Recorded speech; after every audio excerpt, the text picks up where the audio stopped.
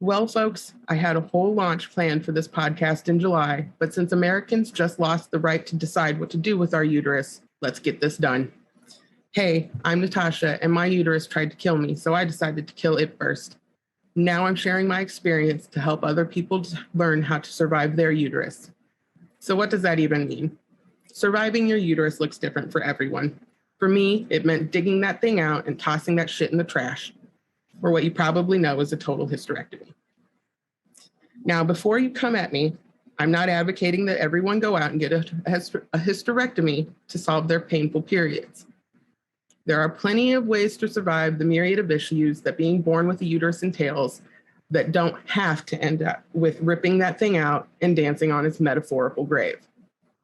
There are plenty of reasons to have a hysterectomy as well, from chronic illness and disease to life-affirming salvation.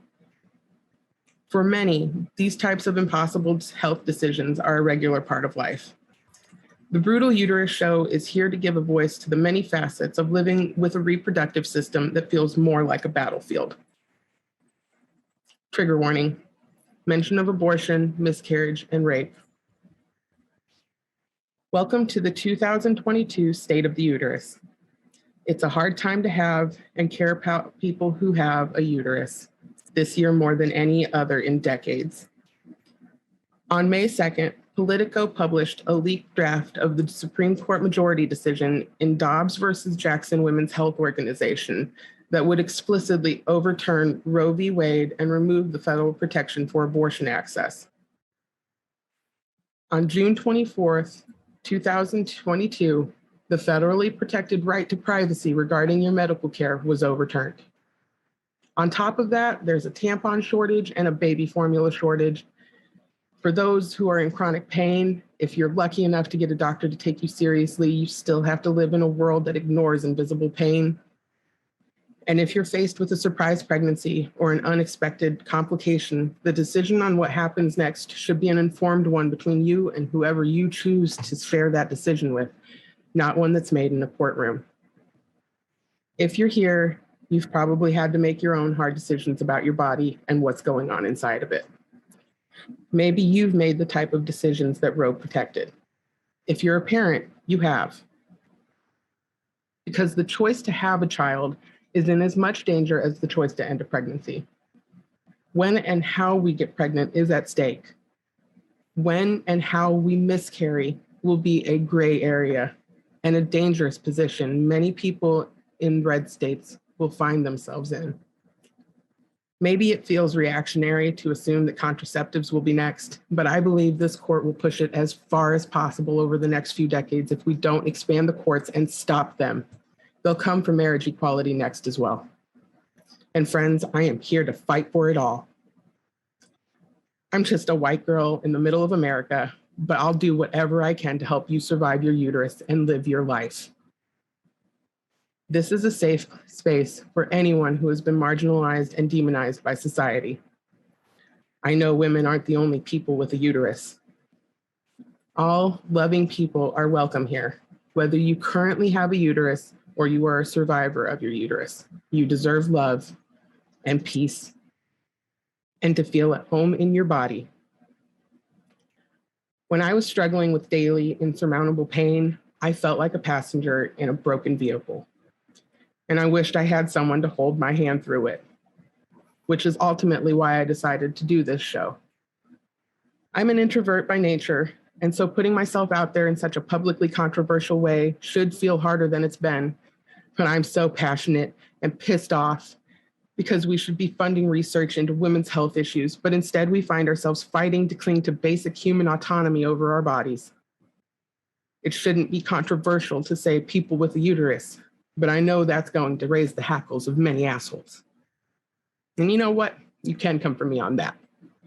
Because not all people with a uterus are women, and not all women have a uterus. Women's health issues have always been low in funding and attention, and now we're facing dire circumstances as we lose the federal protection to even make our own choices regarding our health. This court wants us barefoot, pregnant, and too stupid to want anything but that life. We won't let that happen. So we fight for my kid with a uterus and yours. The state of the uterus in 2022 is learning about things like states with the wrong kind of trigger bans and abortion islands. You've heard about this stuff, right? Well, if you haven't, let me tell you. For 13 states in America, the laws have already been passed. So when the federal protection ended, these trigger states will ban or restrict abortion already, just like that. These laws will go into effect immediately in these 13 states or in very short order. For these states, Arkansas, Idaho, Kentucky, Louisiana, Missouri, Mississippi, North Dakota, Oklahoma, South Dakota, Tennessee, Texas, Utah, and Wyoming, it will become illegal immediately or in very fast order to obtain legal abortion care. These laws vary from state to state, but in many cases, they will make it a felony offense to have an abortion or to perform one. Even though there are only 13 trigger ban states, according to the Guttmacher Institute, 26 states are likely to pass legislation that further limits access. Even though it used to be a popular talking point for the rest, most of these laws restricting abortion do not make exception for rape or incest. For many of these people, safe access to abortion care will be out of the realm of possibility. This means people will find themselves forced to accept the dangers of carrying a pregnancy to term. There are too many risks involved in bringing a new human into the world to force the decision on anyone, and far too many reasons a person may find themselves with an unwanted pregnancy that go way beyond failed contraceptives. The United States has the highest maternal mortality rate among developed countries, which systemic racism and provider bias make even worse among marginalized communities. Black and Indigenous women's maternal mortality rates are 2 to 3 times the rate for white women, and 4 to 5 times as high among women aged 30 to 39 than among younger women. We regularly have to contend with terrifying and tragic circumstances when we're pregnant, and even the smoothest pregnancies will drain your body and change you inside and out.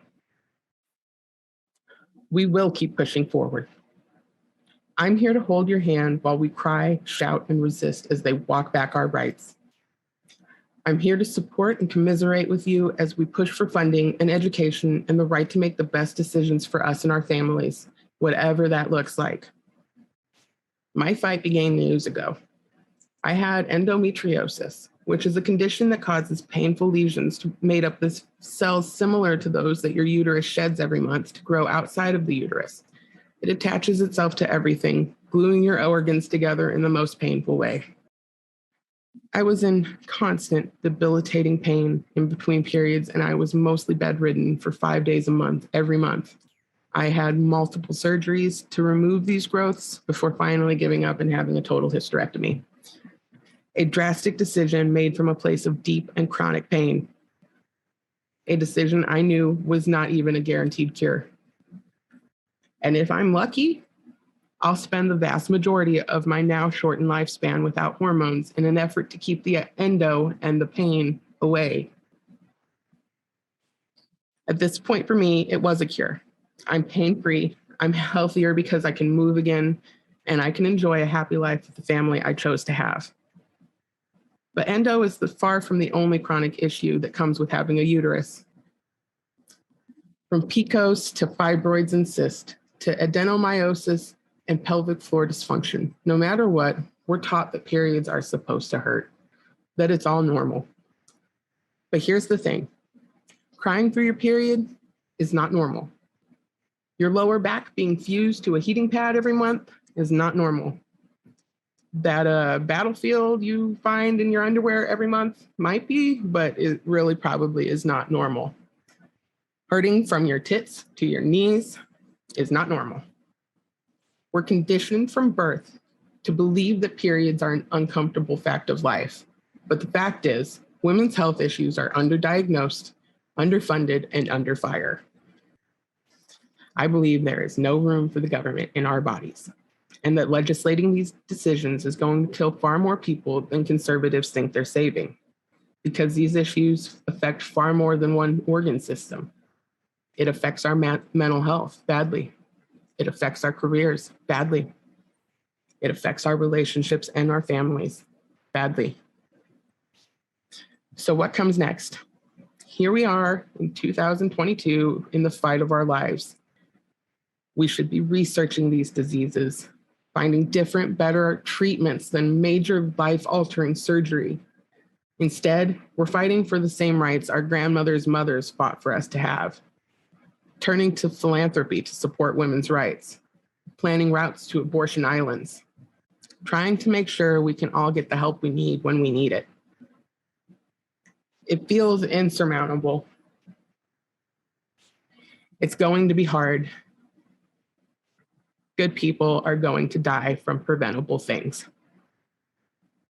But we don't give up hope. We'll expand the courts and secure the right to make healthcare decisions for ourselves. We'll grow our cause and fund the research ourselves. We'll hold our elected representatives accountable by becoming a bigger force to reckon with than they can ignore, and we'll vote them out in unfuckwithable numbers. Stick around for more real stories and tips on how to survive your uterus. If you found value in this show, please take a moment to give us a review so the algorithm shows our stories to more people. And please share with a beloved family member or friend, and together we'll fight to secure the right to live comfortably in our own bodies without having to justify our decisions to anyone but our damn selves.